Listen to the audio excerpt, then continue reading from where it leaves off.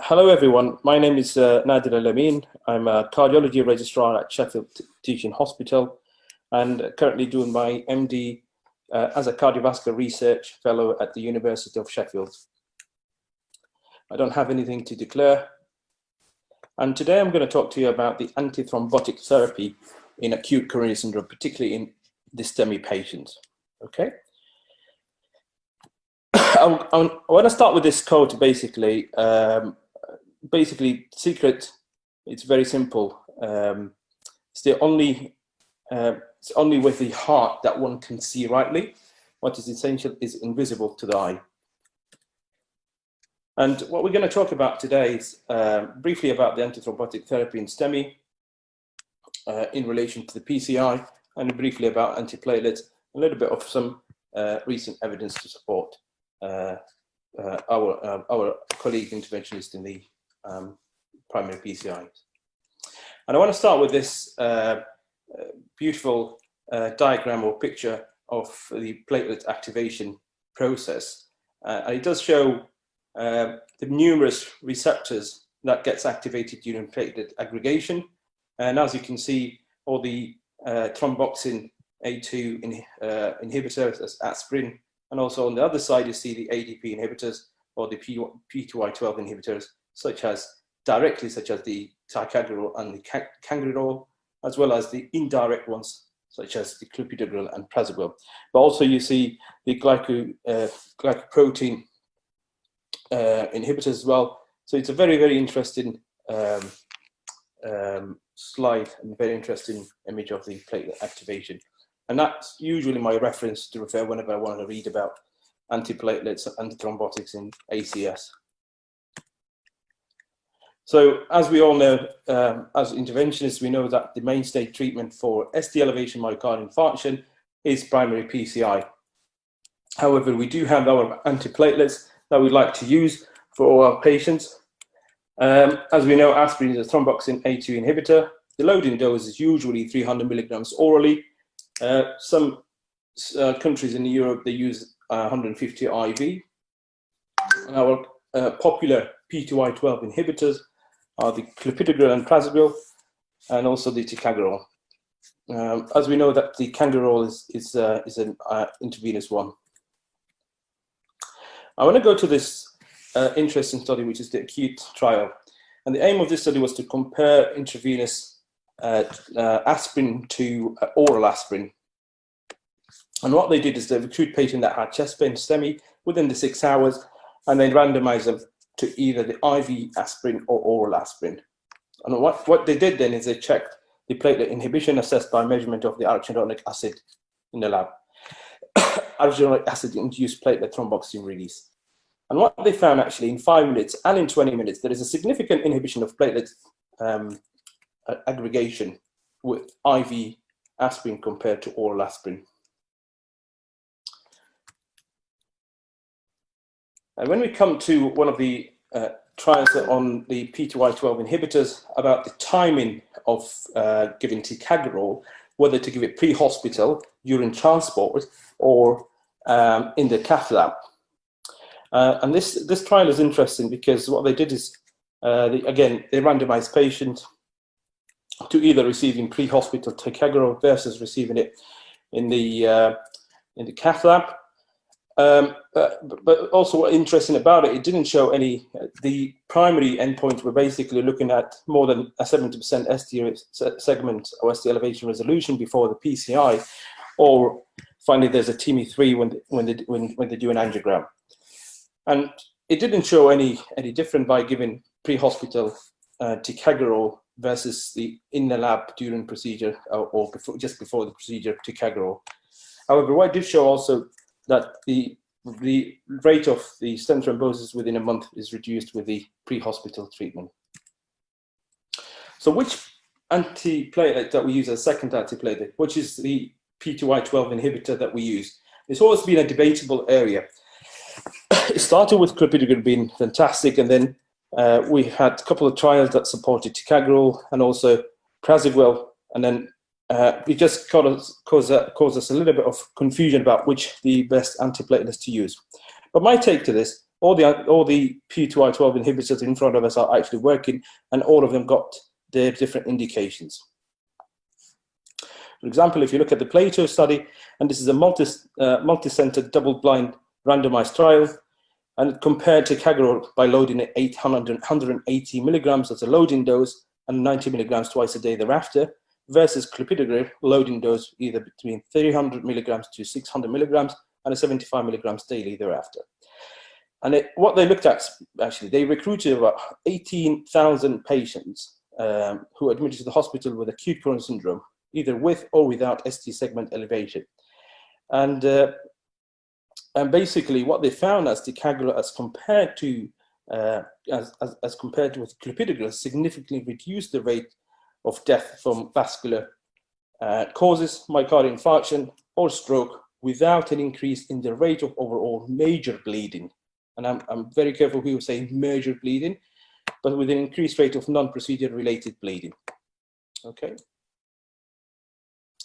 And similarly, the TRITON TIMI-3 actually was showed that prasugrel therapy was associated with significant reduction of the rate of ischemic events compared to prasugrel.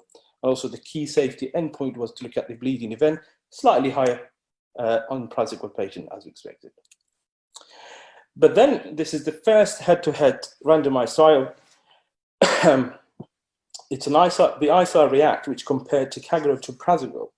And among patients who presented with acute coronary syndrome, with or without ST elevation, they either recruited to ticagrelor or prasugrel.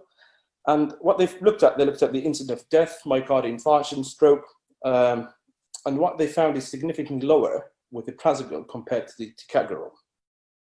But also what they found the incidence of major bleeding was not significantly different between the two groups. However, the study, what we know about it, is actually was an open label study, and the numbers, the sample was significantly lower than PLATO and TRITON TIMI-3. So here we go. This is basically based on the recommendation from the ESC guidelines. If you have someone who's had a stroke, you don't give prasugrel. And if you have someone who's had hemorrhagic stroke or anticoagulation, high risk of bleed, you avoid ticagrelor. So the safest drug is clopidogrel, however, to give to avoid bleeding. So it's basically a balance between bleeding risk and high thrombotic risk. And then cangrelor, it's an IV drugs that got a rapid onset offset action. The 3 randomized trial assessed that, and they found it reduced peri-procedural ischemic complication compared to clopidogrel. However, it's only 18% enrolled presented with STEMI. So it's considered in patients who had who basically were unable to take oral P2I12 inhibitors, or those patients who expect to have a delay in the gastric motility, which we're going to talk about later. And now to the glycoprotein 2B3A inhibitors, there are different approach of how and when to use this. Obviously, the routine upstream use did not show any significant benefit, and also it was increasing risk of bleed. The other indication that if there's a heavy thrombus burden, they either use it as an adjuvant treatment while they're doing the PCI procedure, or they used it as a kind of bailout therapy in case of failed PCI. And recently it's been used for pre-treated patients with morphine. So as we know, the morphine on the impression trial showed that there's a delayed gastric motility. So some people use it just to avoid stent thrombosis within the 6 hours of waiting for the ticagrelor to be absorbed from the body. And also, they didn't know whether to use it IV, intravenously, or intracoronary, but then the recent evidence did not show any significant difference by using it either intracoronary or intravenous. So in terms of anticoagulation, the commonest anticoagulation here we have the unfractionated heparin. It's commonly used. However, there's no single randomized trial that compared unfractionated heparin to placebo. So people use it readily. Inoxaparin again, bivalirudin and fondaparinux. Again, fondaparinux is not indicated in STEMI. Obviously, what they found actually did increase the risk of bleeding by giving it, but then the above is used. And I want to talk briefly about the ATOLl study. Essentially, they tested 910 patients, and the primary, and they compared them given Inoxaparin versus unfractionated heparin procedurally. And the primary endpoint was to look for 30-day death, MI, procedural failure, or major bleeding. And what they found is these things was not significantly reduced by Inoxaparin compared to the unfractionated heparin. But then more importantly, there was no evidence of increase in bleeding in patient with Inoxaparin.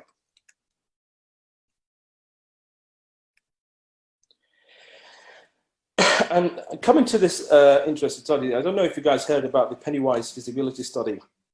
So we did that in Sheffield, my colleagues did it, and they conducted this trial, simple trial, just a kind of pilot trial, just to assess using prolonged Inoxaparin in patients with ST elevation myocardial infarction going for primary PCI. They have to be like pre-treated with morphine, and just trying to compare the standard care versus Inoxaparin. And what they found was basically it's a small number sample, but it's just basically preparation to do more big studies. So they compared using for patients who treated with morphine, STEMI patients. It was just a randomized envelopes kept in the lab, and basically once the patient gives his consent, we open the label and it tells us either to allocate the patient to the Inoxaparin arm or versus the standard care arm. And their standard care was basically an unfractionated heparin plus or minus tirofiban. So it was 50 on each. However, one was withdrawn from the procedure due to development of stroke during the procedure. And the results within 24 hours, we had 2 stent thrombosis, 1 fatal, and then 1 type 2 BART bleeding on the standard arm.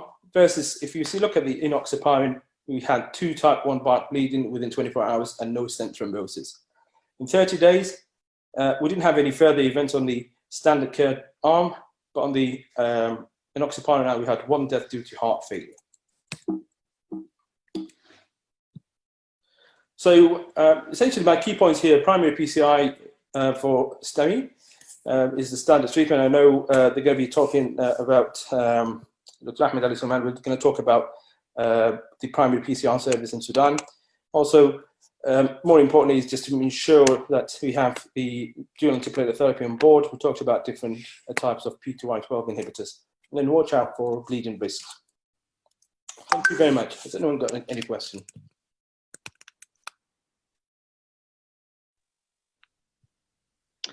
Thank you very much, Nadir. That is a fantastic talk. Dr. Egred or Dr. Abdallah. So before that, we would like to extend our welcome to Dr. Ahmed Ali Suliman and Dr. Raja, who is just joining us now. Nadir, would you be able to share your screen just to, yeah, thank you very much. Dr. Abdallah, any comment or any, sorry, you're mute now, just unmute your microphone. Very nice and comprehensive talk from Dr. Nadir. Just a simple question. Where is clopidogrel stand now in the guidelines as antiplatelets in primary PCI? Yeah, that's a very good question, actually. It does stay within the recommendation, but the first recommendation where you get 1A is prasugrel anticoagulation due to the evidence supporting that PLATO and the TRITON TR3. However, what the ESC recommended, if the ticagrelor and the prasugrel are not available, then to consider giving clopidogrel. Now, there are 2 regimes that recommended by the ESC, and I'm going to have to reinterrogate the evidence behind it. But the one recommendation is to give high loading dose, about 600 milligrams as a loading dose, and then 150 milligrams for a week before stepping down to the 75 milligrams once a day. But for those who have got high risk of bleeding, then the loading dose will be 300 milligrams followed by the 75 milligrams once a day. Yeah, that answered my question. I think there is a recent study published, the Sweat Heart, and I think they mentioned that actually the risk of bleeding in people who are more than 8 years is very high. And I think probably clopidogrel might be the best option here. Very nice and very good talk. Assalamu alaikum. If I may throw a question, Dr. Elamin, Dr. Safa معك. Assalamu alaikum. Can you hear me? Alaikum salam. You can hear you, Dr. Safa. Just go ahead. Yeah. All right. There is one very interesting and a very intriguing slide that you presented about the effect of IV aspirin. Actually, this is a very well-known fact for ages, and it's quite teasing that we know IV aspirin works in 2 minutes, and it blocks the population of the current population of platelets in circulation for a good number of days, which is 10 days. And it works in a different way or different pathway from the rest of the antiplatelets. My question is, why does that not translate into clinical practice? Is the benefit we see in terms of the arachidonic acid level that you talked about does not translate into clinical evidence of a good effect on the thrombotic therapy or anti-thrombotic therapy? And if the answer is no, it does translate. What is the practice worldwide? Why is IV aspirin not in the guidelines and not in the trolleys in the A&Es? Thank you. That's a very good question, actually. I think we need more studies to support this, actually. As you can see from the trial, the Acute trial show that significant reduction in the platelet activation, so inhibition of the platelets. And in fact, what it did show that there was no changes in the risk of bleed, whether you give it orally or IV. So it's actually a safe method of giving it. And one of the interesting things that we found that, and that was just one of the studies that we looked at, basically the PENNYWISE study, that even the arachidonic acid-induced platelet activation was relatively affected by giving morphine. So maybe morphine is reducing the gastric motility and gastric absorption for aspirin as well as ticagrelor. But again, there isn't any obvious evidence to support that. I think the way forward from here is to do more trials on giving IV aspirin and see how it works. The problem, I think, trying to introduce this to the paramedics, the ambulance services, might be a little bit challenging. Particularly in the UK, where everyone is now used to give aspirin 300 milligrams orally. Particularly that patient, when they give this aspirin, they don't assess the risk of bleeding, and they might not be familiar by giving IV aspirin. But I do recommend, I think this is a very interesting question, and I think we do need to do more trials to support giving IV aspirin in patients with acute ST elevation myocardial infarction. Okay, thank you very much, Dr. Nadir.